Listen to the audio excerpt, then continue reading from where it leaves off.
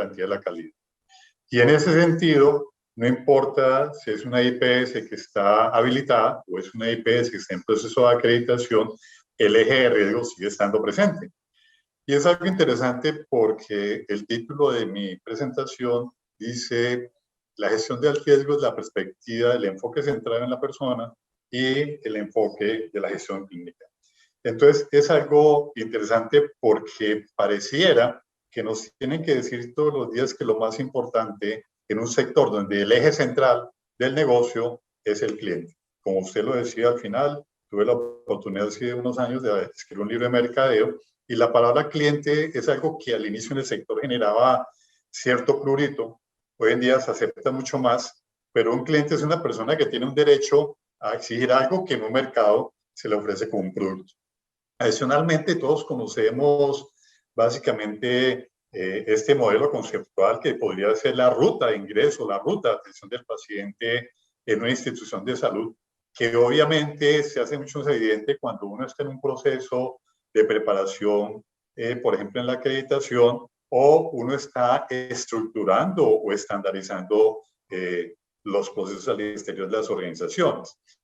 En ese sentido, nosotros en salud hemos aprendido un poquito tarde, en comparación a otros sectores, el concepto de valor.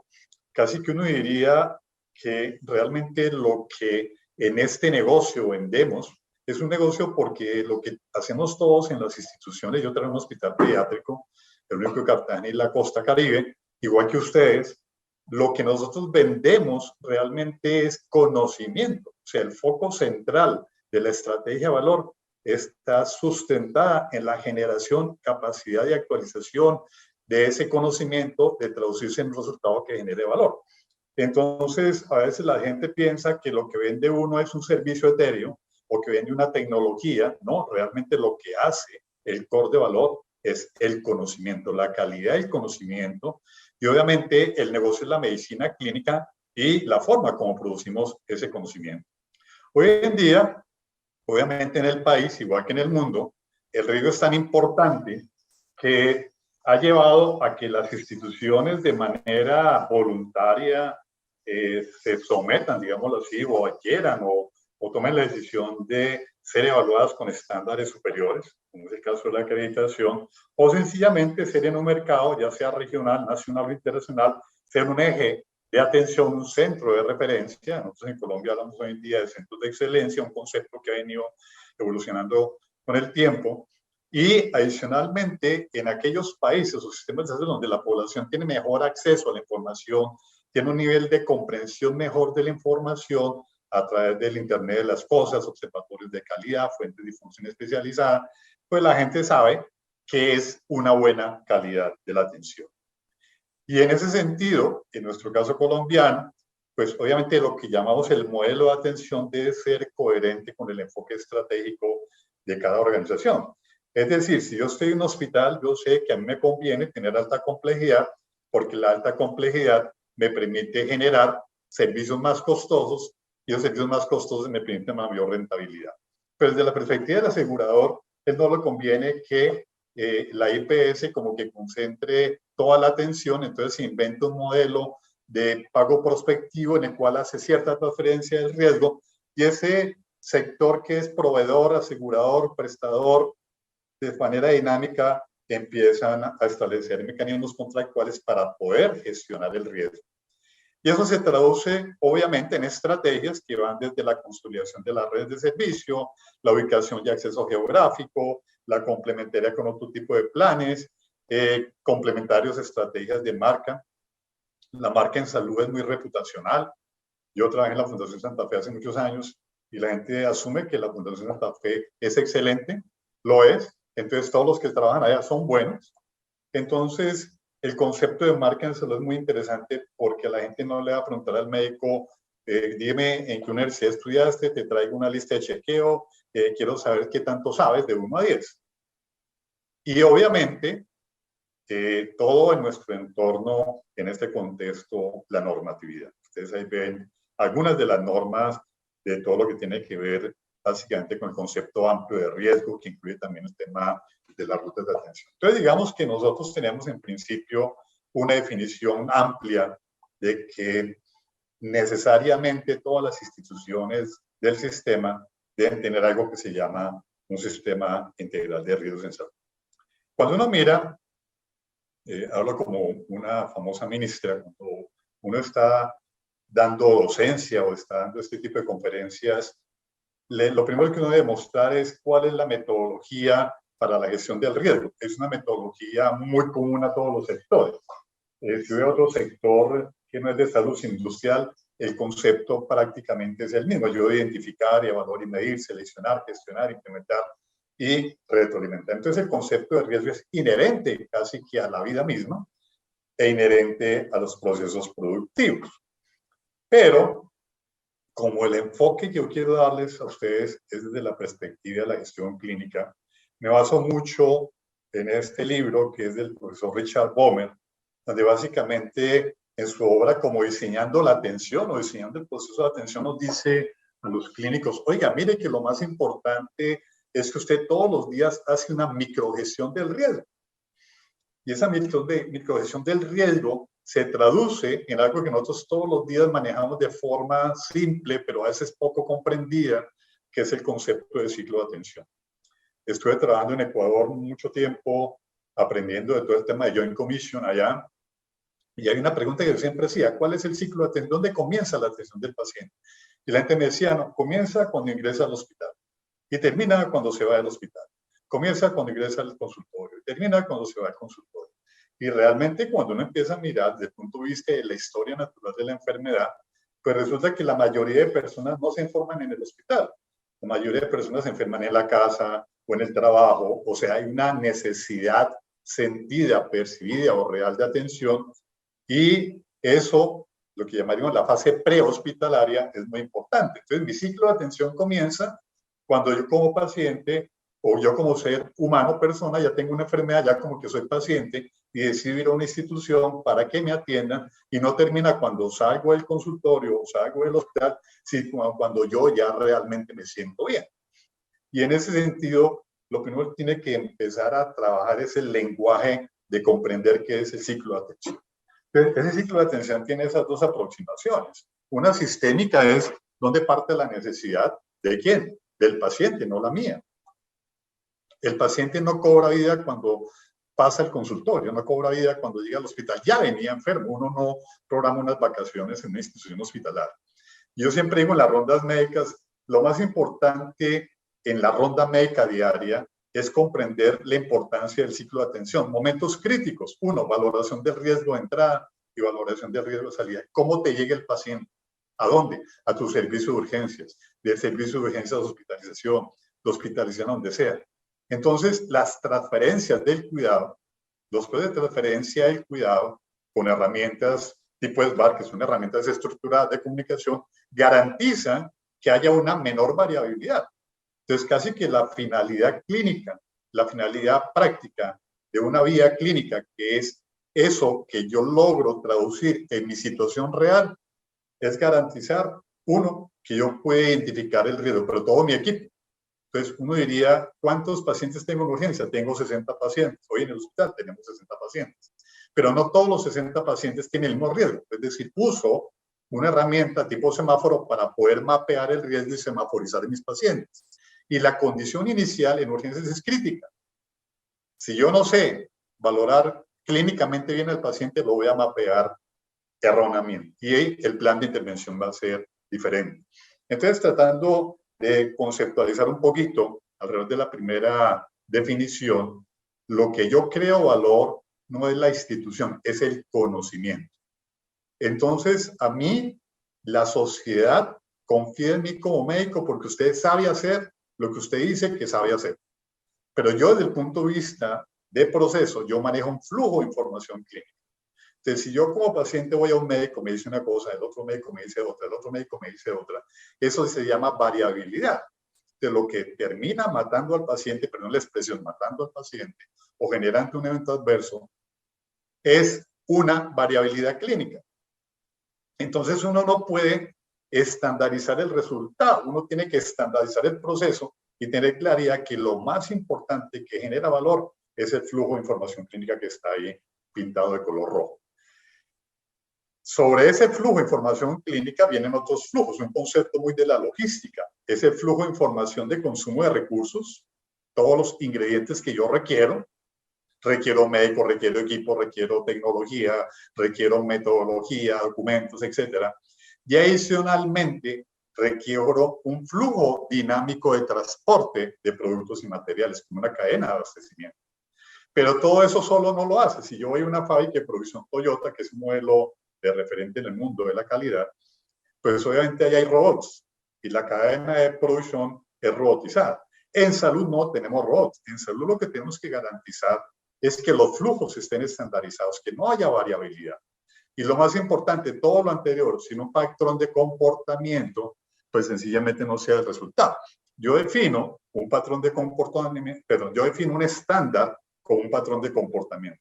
Siempre digo aquí en el hospital, primera pregunta, ¿qué es un estándar para usted? Para mí es un documento, para mí es un proceso, para mí es qué sé yo. Mire, un estándar es un patrón de comportamiento que hace que usted disminuya la variabilidad. Que tenga que tenerlo escrito es necesario, pero el documento no es el proceso. El diagrama de flujo no es el proceso. La biblioteca de calidad no es el proceso. La guía de práctica clínica del NICE no es el proceso. Es el patrón de comportamiento que comprende la importancia del resultado. Y por esa razón, desde esa, lo decía también Richard Bomer y todos los teóricos, desde la esfera de la atención del paciente en la ronda clínica, en la entrega de turno, la valoración del riesgo es lo más importante. Todo el mundo debe conocer el riesgo de los pacientes que tiene en la sala. Si tengo 60 pacientes, de los 60, ¿cuáles son los que tengo en color rojo? Tengo 10 pacientes. Otros los tengo en amarillo. Tengo 40 en amarillo y tengo otros 10 en verde. Todo el equipo del plan de cuidado, que es trabajo colectivo, debe tener un solo foco. Entonces, el concepto de mapas de riesgo, de semáforos de riesgo, es un concepto muy visual, pero que ayuda a entender que no todos están con la misma severidad. Entonces, buenos días, doctor, bienvenido al hospital. Casi que uno debería decirle, listo, yo soy su paciente, pero yo soy su paciente. Cuénteme qué me va a hacer. Entonces uno esperaría que el médico se presentara, buenos días, me presento, soy Ernesto Vaquero, voy a atenderlo y estos son mis compromisos. Uno interno, voy a trabajar con un método, es decir, no voy a improvisar. Voy a seguir las normas. ¿Cuáles normas? Todos los protocolos, procedimientos. Si voy a hacer alguna intervención, voy a lavar bien las manos, no me las voy a jugar. Entonces, realmente, el tema del comportamiento, el behavior en inglés, es realmente el as bajo la manga. ¿Por qué no funcionan los documentos? ¿Por qué no funcionan los procesos? Porque no hay un patrón de comportamiento coherente con lo que busca un estándar. Entonces, la herramienta diaria o la caja de herramienta diaria de todos los que trabajamos en este sector para crear un conocimiento que realmente genere valor, solamente es posible si lo hago con metodologías y métodos estructurados. Mi caja de herramientas es como una caja de herramientas que uno tiene en el carro, tiene listas de chequeo, guías de práctica, protocolos, estándares, es decir, todo está estructurado. Y en ese sentido, obviamente, ha evolucionado mucho el concepto de lo que hoy en día llamamos gestión clínica. Entonces, la gestión clínica empieza a unir lo mejor de los mundos. Por un lado, se supone que todos los que trabajamos en salud manejamos un conocimiento basado en la evidencia, se supone. Y ese conocimiento basado en la evidencia debemos aplicarlo todos los días en un proceso.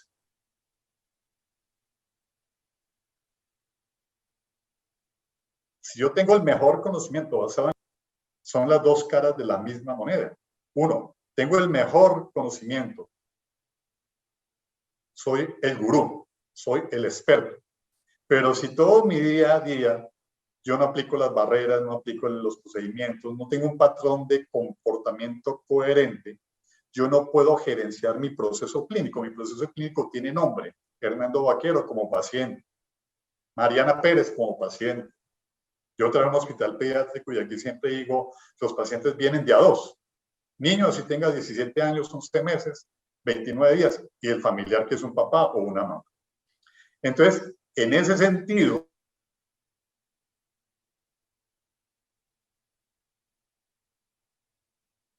usted puede ser un buen método de la ciencia, la evidencia, pero tiene un mal proceso. Y el proceso a su vez, tiene la necesidad inherente de que usted atiende seres humanos. Yo soy médico de la Universidad Nacional y recuerdo que en mi época yo veía clases de ética, de humanismo. Uno mira la historia de la medicina y se supone que los que decidimos una profesión de salud debemos tener una atención humanizada. Y hoy en día tenemos cátedras casi que obligatorias para que los médicos o el equipo de salud sea buena gente. A veces uno llega a un hospital y tiene la cara más amable, la del Rottweiler del vigilante. Yo no sé qué me operó. Ese médico ni siquiera saluda. Esa enfermera hace mal la cara. Entonces, viene el IGI, igual que la OMS, con su informe del año 2000, y dice, oiga, hay que trabajar con la triple meta. La triple meta son 3 palabritas: resultado clínico, experiencia en la atención y costo. Oiga, qué interesante. Nos están diciendo que no puedo separar la experiencia y la atención del resultado clínico. Para poder tener un resultado clínico, tengo que tener un proceso seguro. Es decir, no tengo 3 universos paralelos. Es un solo universo. No es como Marvel, ¿no? La saga de Marvel. El multiverso. Entonces, hoy en día hablamos de la triple meta y yo como paciente, yo voy a una institución primero porque tengo una necesidad. Y cuando voy a la institución, casi que me triple meta desde la perspectiva mía, es que básicamente me atienda muy bien, o sea, que la persona que está al otro lado sepa hacer. Yo asumo que él es bueno. Yo no llego con una lista de chequeo para mirar sus credenciales, como me dicen, yo asumo que él es médico y que sabe asimetría en la información. Segundo, que yo espero que me trate como un ser humano. A veces los actos más básicos como saludar, mirar a los ojos, como que en las facultades de medicina se van perdiendo. Yo quiero residentes y en el primer año saludan, segundo año medio saludan y en el tercer ya no saludan ni miran, ya son de otro nivel. Entonces, el tema de la triple meta tiene que hacerse realidad. Y mire lo más interesante, cuando uno mira técnicamente cómo está organizado un sistema de salud, uno se da cuenta que desde el punto de vista del sistema, toda la atención se enfoca en los pacientes que son enfermos. Es decir, un sistema todavía enfocado al enfermo, no enfocado al sano, ¿cierto? Es decir, que los hospitales son como una serviteca, es un centro en donde uno lleva una serviteca, yo llevo el carro porque tiene un daño. Entonces, los hospitales son centros donde hay enfermos. Si usted está sano, como que por aquí no es el lugar. Y los hospitales, entre más enfermos sea, mucho mejor, porque genera una mayor rentabilidad. Cuando uno mira desde el punto de vista económico, en la maestría de Economía de la Salud que tuve que hacer y que fue bastante difícil, aprendí un concepto muy interesante. Y es que el costo de la atención depende de las decisiones individuales. Entonces, ustedes se dan cuenta en esa presentación de un ejercicio que se hizo en una época de mi vida que era gerente regional en Comeva, y se hizo un análisis en la regional, cuáles son las enfermedades que más costo año genera para el sistema y para la EPS. Pues aquellas que son crónicas, que tienen 4 o más comorbilidades, frente a el costo que genera la población que es no crónica, ¿cierto? O sea, la población que está enferma, que es crónica, que tiene más comorbilidad, consume más recursos que aquella que teóricamente no es. Entonces la pregunta es, ¿dónde deberían iniciar las acciones de gestión del riesgo? Uno diría, pues si la pirámide está invertida, debería comenzar en la población sana.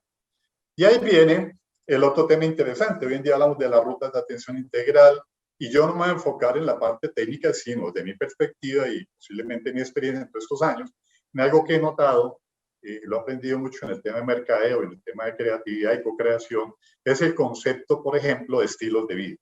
¿Por qué hablo de eso? Porque realmente cuando uno mira la causa de por qué los sistemas se comportan de esta manera, la mayoría de situaciones de salud se originan con decisiones que en algún momento no tomamos. Si yo les preguntara a ustedes una encuesta rápida, díganme si para ustedes la actividad física es muy importante, posiblemente todos me dirían sí, es muy importante. Pero si yo cambio la pregunta y digo, bueno, hoy díganme, infórmenme, todos ustedes quienes hacen actividad física de forma disciplinada, con un hábito, con una rutina, el porcentaje baja y somos de salud. Es decir, para todos nosotros la actividad física es muy importante, pero que yo haga actividad física no necesariamente. En mis encuestas aleatorias casi nunca supera el 30-40%. Sí, doctor, yo hago actividad. ¿Qué es? No, yo no. Entonces, hay una diferencia entre lo que yo considero que es importante versus lo que yo hago. Ahorita aquí en Cartagena estamos con el tema de dengue y la importancia de los estilos de vida por un tema que precisamente se está trabajando. Entonces, uno desearía que en las instituciones existiera el ciclo virtuoso de la atención, pero la realidad es otra.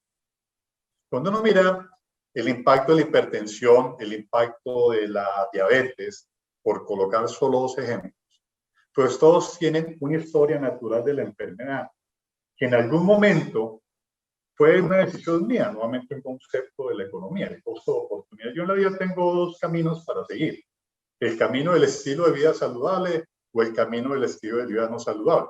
Entonces yo empiezo a mirar que yo estoy como pasadito de peso, sobrepeso, pero no hago nada. Y veo que en mi familia hay antecedentes de hipertensión, diabetes, obesidad. Entonces, el día en que yo esté enfermo, el gasto para el sistema va a ser mayor y entre más enfermo, la efectividad va a ser menor.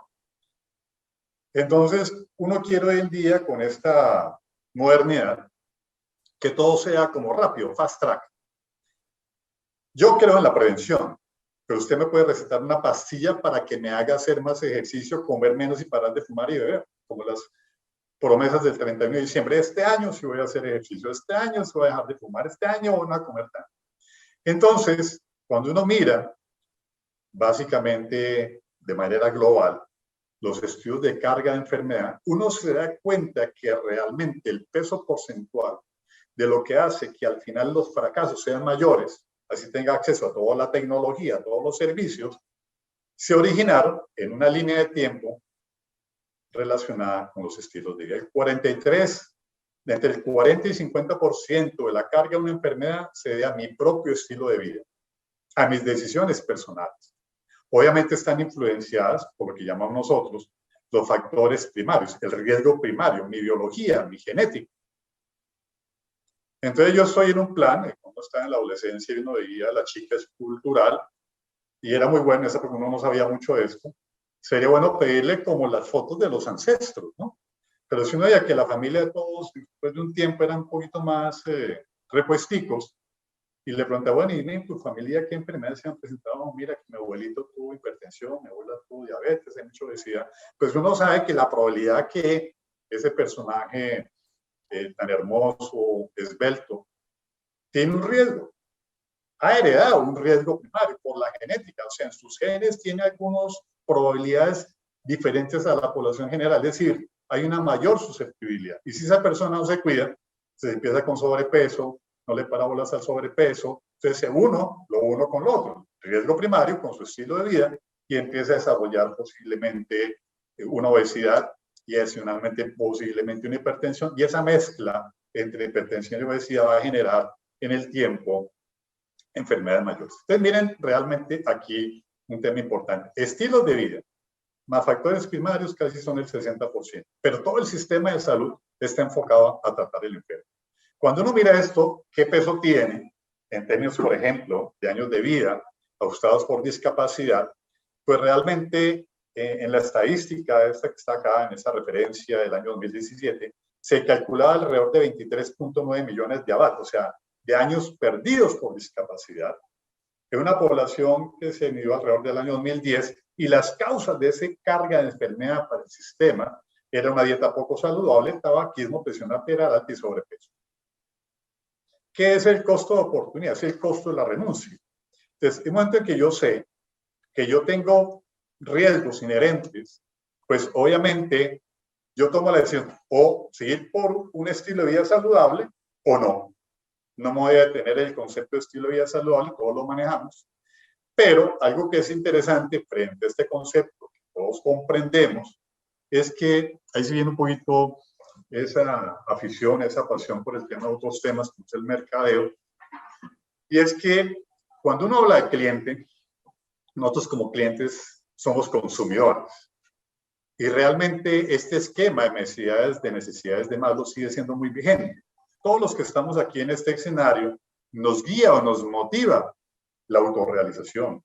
Nos gusta sentirnos que pertenecemos a algo, pero obviamente tenemos que cubrir unas necesidades básicas. Eso se traduce que desde esta perspectiva mercadológica, Un estilo de vida sencillamente es un concepto grupal, social. Es decir, es aquel que me representa un conjunto de ideas, actividades y actitudes que me caracterizan en un grupo y me diferencia de otro. Es decir, que mi estilo de vida siempre se va a ajustar a aquellos que se parecen a mí. Por eso uno siempre anda con gente que se parece. ¿Cierto? Uno busca a alguien que. Y todos los días, cuando yo empiezo a caminar por mi vida diaria, uno tiene gente que es su referente. Tengo un problema, voy a comunicárselo a mi amigo. Tengo un consejero, tengo a alguien que. Yo todos los días, ay, mire que mi amiga compró eso, yo voy y lo compro. Entonces el concepto de estilo de vida caracteriza las decisiones y comportamientos de un grupo. Cuando yo llevo esto a la realidad de los hospitales, pues viene lo interesante. Entonces hablamos de ruta del usuario, como lo veían anteriormente, la ruta de atención. Y lo más interesante es que dicen, bueno, vamos a trabajarlo con la triple meta. Experiencia en el paciente. ¿Realmente me conocen? ¿Usted me conoce? En los hospitales tenemos perfil epidemiológico, perfil demográfico, indicadores de la O56, pero no sabemos ese señor que está al frente, que llamo paciente y su familia, sus angustias, sus expectativas, sus necesidades. No sabemos en esa persona que tengo al frente, para él, quién es el ser más importante. Alguna vez en un ejercicio que hice en Ecuador, en las salas de espera, que era modelo ambulatorio, yo le decía un ejercicio con grupos totales y entrevistas, estudios cualitativos. No necesariamente la persona que está en la sala de espera es la persona más importante, es el que le tocó ese día ir. O el que está en la sala de espera del hospital no es la más importante, es que ese día le asignaron para que vaya. Me tocó acompañar a eso. Hay muchas personas que están esperando que se muera para ir a cobrar la herencia. Cuando le preguntan al paciente, dime cuál es la persona más importante, posiblemente es un amigo, es un conocido, es un familiar que puede estar en Estados Unidos. Atención digna, atención humanizada. ¿Qué tan chévere sería preguntarle al paciente, ¿usted con quién vive? No, yo vivo solo. ¿En su casa tienen mascotas? Sí, tengo un perrito y un gato. Cuando uno está solo, las mascotas son lo más importante. Qué chévere que le tomen un video a la mascota y se le lleven al hospital. Esos actos de compasión son más importantes que a veces la encuesta. Realmente nosotros no conocemos a los pacientes, difícilmente los datos de la historia. Y uno lo ve, por ejemplo, en dengue. Gran parte de las sesiones de mejoras repetitivas, doctor, aprenda a preguntar. Doctor, aprende a escuchar al paciente. Doctor, dele la importancia a la mamá. Tanto no nos interesa muchas veces conocer al paciente, solo que es escribir en el computador. Obviamente, sería interesante yo como paciente saber cuál es mi meta. Y también para el sistema, cuál es el costo óptimo. Entonces, tener todo eso en el mismo universo genera trade-off o conflictos. Y desde otra perspectiva, las instituciones que ya piensan a trabajar por un modelo de excelencia, un modelo de buscar ser reconocidos con estándares superiores, pues sí o sí tienen que demostrar que todo su modelo de atención está centrado en el paciente, que tienen procesos estructurados, que tienen procesos estandarizados, pero ahí no me voy a centrar. Me voy a centrar un poquito en el concepto de la perspectiva de yo, Bernardo Vaquero, como paciente. Todos los días, en todas las charlas que nosotros asistimos, nos hablan de lo mismo, de la necesidad de la calidad, de la necesidad de la seguridad, de la necesidad que yo cambie como médico, como enfermero, como parte del equipo, de la necesidad que haya coherencia entre lo que quiere la alta dirección y la realidad, lo que decían en la presentación anterior. A veces la habilitación se conceptualiza de manera tan simple como es que yo tengo que tener documentos para pasar la tarea. Gracias. Pero me voy a enfocar en algo que me parece muy interesante, es la necesidad de mirar esto de otra perspectiva, de la perspectiva del paciente. Y nosotros los pacientes somos seres humanos. Nuestra vida transcurre entre el trabajo y la casa. El 80% o estamos en el trabajo o estamos en la casa haciendo actividades que nos generen a nosotros valor y satisfacción. Y en la vida real nosotros nos conectamos con otras personas es por las emociones, ¿cierto? Uno no lleva a su equipo de trabajo a la casa. Uno lleva a los amigos que tiene realmente de su equipo de trabajo a su casa. O sea, es otro ambiente, es un ambiente familiar, un ambiente donde ya hay otras reglas. Entonces las emociones es lo que nos conecta. Y alrededor de las emociones se ha desarrollado mucha teoría, hay muchos trabajos, hay muchos estudios. Y básicamente uno que me gustó, que es una publicación vieja, que tuve que leerla en su momento, es este libro de Geoffrey Miller Spen, donde él hace una primera conceptualización muy interesante alrededor del consumismo y la mercadotecnia. Él dice que básicamente como que el mercado se guía como por el instinto que tenemos los seres humanos de diferenciarnos, ¿cierto? Y sumado a eso las emociones. La emoción es lo que nos lleva a tomar decisiones. Como lo que ustedes ven en la transparencia, cuando uno está bien dolido puede escribir una canción, ¿no? Entonces, cuando uno está bien dolido o bien enamorado, se vuelve poeta. Shakira, ¿no? Entonces, ya Shakira, mejor dicho, factura y realmente hizo famoso la marca Ferrari, Twingo, Casio, Rolex. Pero cuando uno mira desde el punto de vista de personas como nosotros, los dos carros hacen lo mismo, pero el costo es infinitamente superior al de un Ferrari. Yo lo tengo en colección, no lo tengo en Ferrari. Entonces, ¿por qué los seres humanos gastamos tanto dinero en algo que tiene la misma función básica que el otro? Pues usted no puede dar un Ferrari aquí en Colombia. Es para diferenciarnos de la manada. Para que socialmente nos vean que somos de otro nivel, de otra clase, de otro estrato. Entonces, todo lo que está en nuestras redes busca decirle al resto, yo soy diferente, yo soy diferente, yo soy diferente. Y estamos bien motivados cuando nos guían dos extremos, por el instinto de reproducción. Tengo que ser el macho alfa de la manada para ser atractivo. O generar lástima, ¿no? Uno con plata ya no genera lástima, pero es atractivo. O el otro extremo, resulta que un día me dio un dolorcito, fui a una clínica, me dicen, casi que te mueres, tuviste un pequeño infarto, y apenas salió del túnel, tienes que hacer actividad física, un programa de rehabilitación cardíaca. Ese día haces ejercicio. Entonces, esos instintos de miedo a la muerte y de reproducirme son los que me guían. Entonces, los seres humanos en la práctica, en el 95% del tiempo no somos pacientes, somos personas comunes y corrientes, y desde el punto de vista del mercadeo, somos consumidores, consumimos información. No me voy a quedar acá en la importancia de los famosos tres cerebros, pero es algo importante entender que la persona que tenemos al frente es un ser humano, es una persona. Hoy llegó acá por pura necesidad. Y la persona posiblemente, de acuerdo a su situación, todo lo que usted le dice, le va a entrar por un cerebro posiblemente ese que llamamos reptiliano, que es el distintivo. Si me dicen, tiene cáncer, yo me den una ansiedad tenaz. Y eso afecta a mi otro cerebro. No, señora, tiene cáncer. Ah, no. Así, sin anestesia. O no le paro bolas, no sé escuchar, empatía, saber escuchar. Los médicos tenemos un problema, es que hablamos y todo lo que decimos es lex, pero no sabemos escuchar. Entonces, ¿cómo logro yo todo eso que he aprendido, que todos los días me dicen? Atención humanizada, atención centrada en el paciente, atención centrada en la persona, variabilidad clínica, sistema obligatorio de garantía de la calidad, acreditación, gestión clínica, traducido en realidad. Lo más importante, comprender las necesidades del paciente. El paciente es un ser humano. De esta perspectiva que me gusta mucho del mercado, es un consumidor de ¿qué? De información, es un consumidor de productos. Por eso cuando sale el consultorio va a Google y trata de traducir qué fue lo que le dieron. Google es el mejor segunda opinión que hay.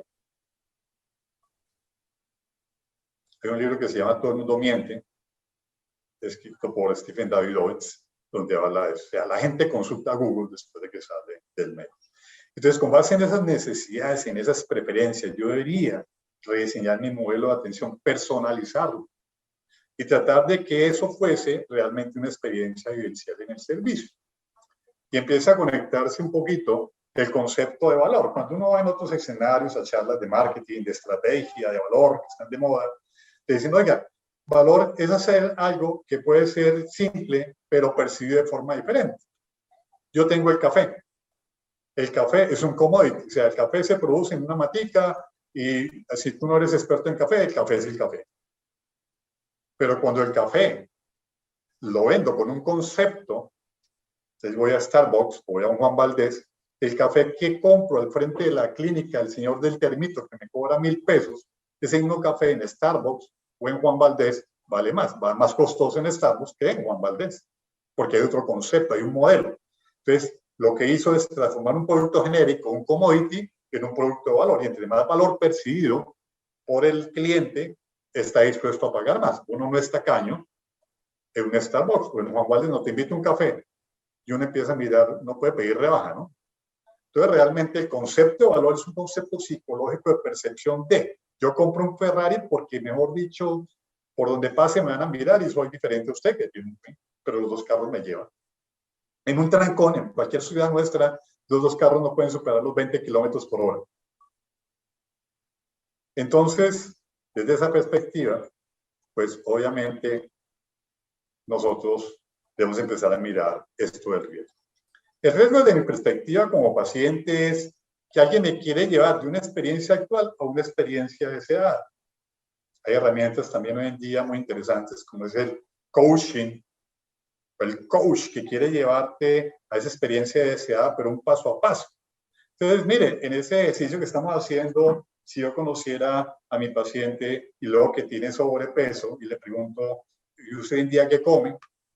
Pues cambiar los hábitos culturales nuestros frente a la gastronomía no es fácil, porque todos los días me gusta el plato de la izquierda y debo llevarlo al de la derecha, pero resulta que yo vivo en una familia donde le gusta el de la izquierda, entonces no piensa que la acción que voy a hacer sobre mi paciente no va a tener impacto en la familia, pues tiene que ir a mapear, caracterizar, conocer la familia. Yo no puedo hacer una atención personalizada porque usted sale con una prescripción de consultorio, dieta buenísima, y en la casa todos comen papa, yuca, arroz, plátano, y además la dieta es más costosa, porque todo lo que es light es más costoso.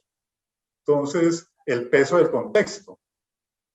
Si culturalmente aprendimos a la CPM, arroz, carne, papa, maduro, plátano, y de la noche a la mañana tienes que pasar al otro, no lo voy a hacer de la noche a la mañana, y voy a mentir. Entonces, primera gran realidad, nosotros los seres humanos solo vamos a una institución de salud en todo el tiempo un porcentaje muy pequeño. Pero si yo tengo una enfermedad crónica, parte de mi día a día se convierte en ese continuum de la atención. Yo como consumidor debo comprender, de lo que yo le digo siempre a las personas, usted tiene es una persona y la persona como es tiene necesidad y la necesidad depende del momento en que está esa persona hoy. Una cosa es en la mañana, otra es mediodía, otra en la noche. Nosotros como consumidores no es que lleguemos a un hospital y ya vamos a ser seres humanos, ya voy a ser Renato Vaquero, no. A mí me gusta alguna institución que alguna vez tuve la oportunidad de visitar cuando estaba muy fuerte el tema de acreditación, estaba preparándose para la acreditación. Entonces uno cuando va como evaluador, pues los que menos hablan son los de calidad. Entonces, sí, hablé con una persona que está hospitalizada y tiene hamburguesa. Dijo, doctor, yo me encaleto las hamburguesas porque la comida de este hospital es horrible, fea, y yo voy la día por una hamburguesa. Negociar con un paciente no lo sabemos hacer. Usted a partir de mañana tiene que dejar las hamburguesas, la papa y todo lo que es sabroso. No lo va a hacer. Tiene que haber un proceso de negociación. Nosotros los seres humanos no funcionamos a las trancas. No de labios para afuera es una ecuación, como usted diga, pero de labios para adentro uno no lo hace. Y eso le demostró Everett Roger hace muchos años con un modelo que llamó el de adopción de innovación. Toda cosa nueva que yo considero como ser humano que es una innovación para mí, algo nuevo, yo de entrada no lo hago porque hago internamente un proceso de validación. Ya viene el rol, lo que primero es preguntarle a otra persona que yo considero muy parecido a mí, si eso sirve o no. Y esa persona tiene dos roles bajo este modelo. O es innovador o es un adoptante temprano. Oye, mire, es que a mí me dijeron que tú qué piensas, tú qué da. Uno empieza a validar, uno si es inexperto valida todo lo que va a hacer en el día a día. Llama al amigo, a ese que no le pregunta al de al lado, que usted está a punto de divorciarse de su esposo o esposa, no le va a preguntar a él. Le pregunta a la amiga del colegio o al que no, el que resucitó por ahí por Facebook, oye, mire, tú que estuviste este problema, dime qué hago. Y en ese sentido, la comunicación es la herramienta fundamental del cambio. Primera gran conclusión, después de tantos años de trabajar como asesor entre los hospitales, como educador, nosotros no sabemos comunicar. Porque para comunicar tenemos que escuchar, no tenemos que tengo todo este ADN que me fue reforzado en la universidad. Porque para poder comprender y conocer las expectativas, preferencias del que tengo al frente, que se llama paciente y su familia, debo escucharlos. Pero es que la escucha no es la labor de la trabajadora social o de la psicóloga, sino el equipo en la frente, la primera línea. El médico es saber escuchar, no sea malito, regálele 5 minuticos a que el paciente se sienta como un ser humano que habla con otro ser humano, así usted venga de Harvard. Pero es que en Harvard usted es uno más dentro del 1000. Aquí nadie es, ¿no? País de los hijos del tuerto rey. Entonces, uno, yo no puedo comunicar si no aprendo a escuchar. Y no puedo transformar, como decía un experto, John Hopkins, de Ramiro Beltrán, si mi comunicación no es dialógica. Si no hay intercambio, no hay comunicación.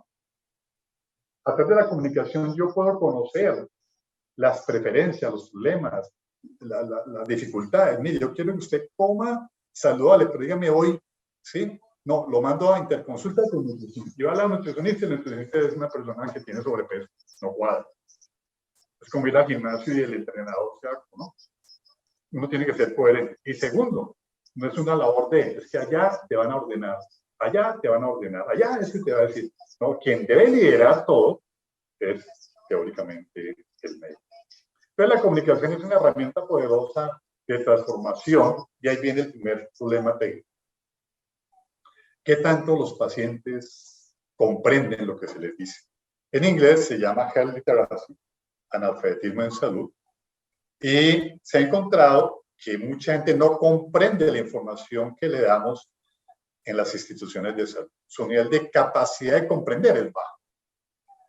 Que adicionalmente nosotros no comprendemos el día a día del paciente y su entorno, no sabemos sus conocimientos sobre lo que yo le digo.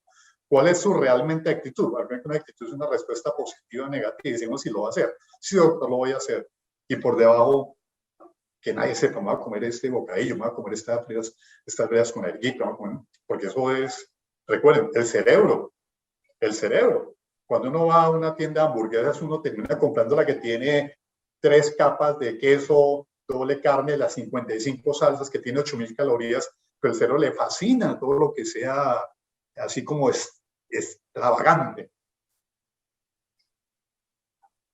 Y el contexto es positivo o negativo. Usted sale con dieta, pero en su casa hay un patrón cultural donde aquí se hace arroz, carne, aquí en la costa plátano, suero. Aquí en la costa aprendí a comer plátano y suero y arepa y huevo en día. Cambiar ese contexto positivo o negativo. Y segundo, ¿qué tanto nosotros los profesionales manejamos herramientas de comunicación? Yo tuve la oportunidad de trabajar un poquito y formarme, y sigo formándome en esto del coaching, que me parece muy interesante, y aprendí que para poder ser un coach, usted tiene que dominar el arte de la comunicación, que comienza con la escucha, porque una experiencia de SA, pero con su propia capacidad, no con el ritmo que yo tengo. Todavía me considero en nivel 0.5, no sé, lo confieso.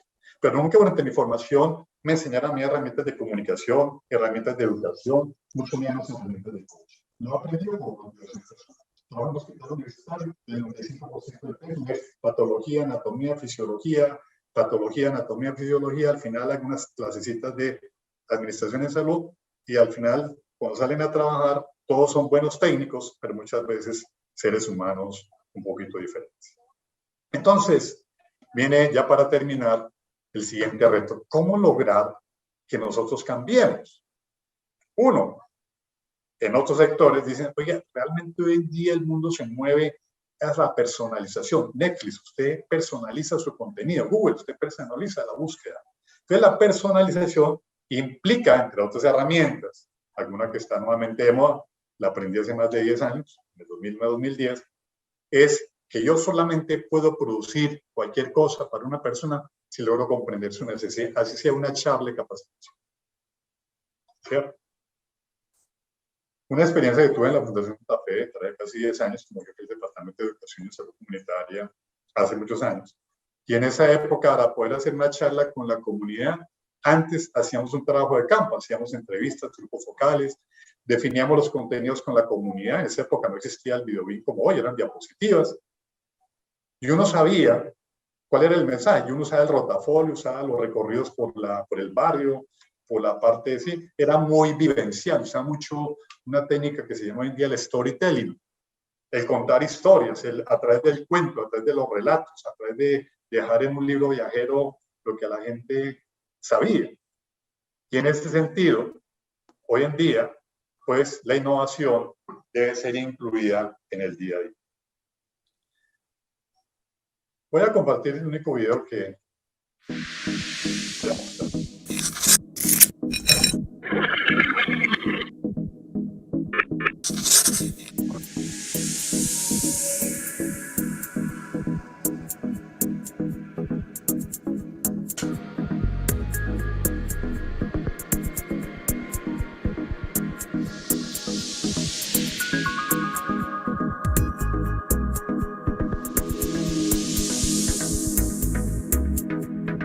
No sé si está viendo el video.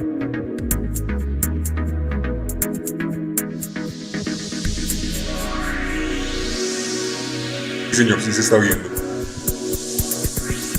Philips is one of the largest electronics companies in the world. The company was founded in 1891 by Gerard Philips, with its first products being light bulbs and other technical devices. Since then, they have gone on to develop a wide range of products for use in all areas of society. One of the most important areas that Philips has shifted into is healthcare. With their experience in audio-visual technology, they have created a new and improved so-called ambient experience in a healthcare environment. Ambient experience is eigenlijk een filosofie.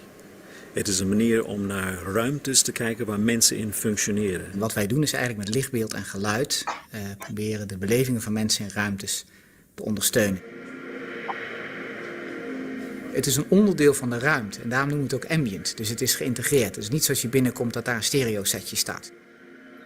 Het is echt een totale metamorfose van de omgeving waarin de patiënt zich bevindt.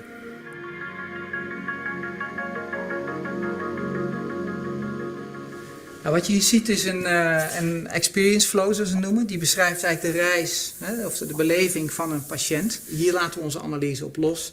We kijken waar de kritische punten zitten en daar waar we hulp kunnen bieden. Het geeft een heel rijk beeld, zeg maar, van de beleving, zowel emotioneel, maar ook de noodzakelijke procedures die plaatsvinden aan de klinische kant. In deze ruimte bij de simulatie met de CT-scanner hebben we gekeken hoe we deze ruimte veel prettiger in konden richten en minder intimiderend zoals die nu is. Het is een heel erg technische ruimte en alle apparatuur, randapparatuur waar bijvoorbeeld wegwerken niet relevant is voor de patiënt en een open communicatie met de controlekamer.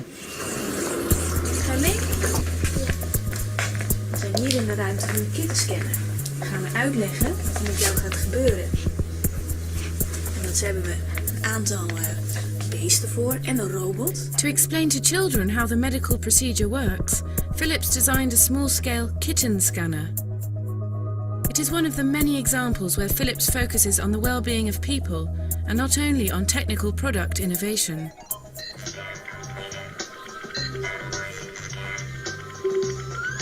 Om tot een oplossing te komen, doen we research naar mensen over hoe ze willen functioneren, wat ze willen bereiken. En dan komen we met oplossingen die het dagelijkse leven van die mensen makkelijker maakt. Er is een tijd geweest dat de behoefte aan producten en vormen te vinden voor technologie heel erg belangrijk was. We gaan nu veel meer kijken hoe maak je technologie relevant in bepaalde toepassingen, bijvoorbeeld zoals in de zorg. Veel problemen zijn te complex om alleen aan te werken. Dus de samenwerking is gewoon key. We werken met een heel multidisciplinair team. Er zitten de psychologen, de antropologen, sociologen. Dat zijn mensen met totaal andere achtergrond. Eigenlijk begin je als designer toch een andere rol te krijgen dan puur de centrale createur, zou ik maar zeggen, van het idee.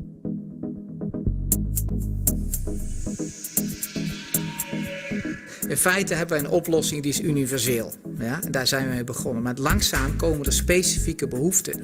En je kunt je voorstellen dat je dat toe kunt passen in retail, maar ook in hotels.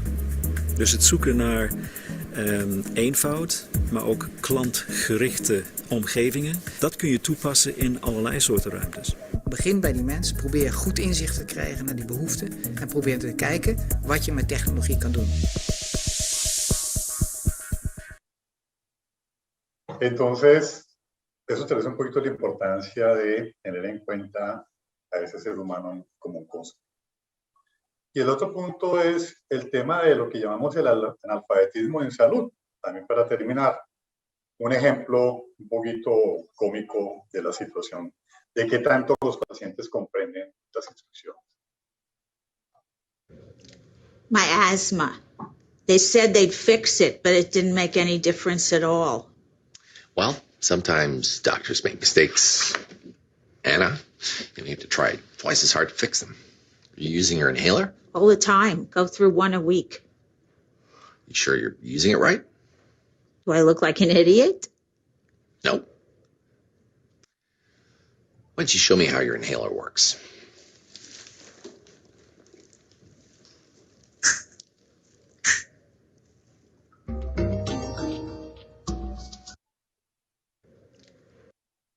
Entonces, ese concepto que en inglés se escribe así, early literacy, en español lo traducen como alfabetismo en salud, ese grado que tiene una persona como nosotros, cualquiera de nosotros, en procesar y comprender la información que recibe.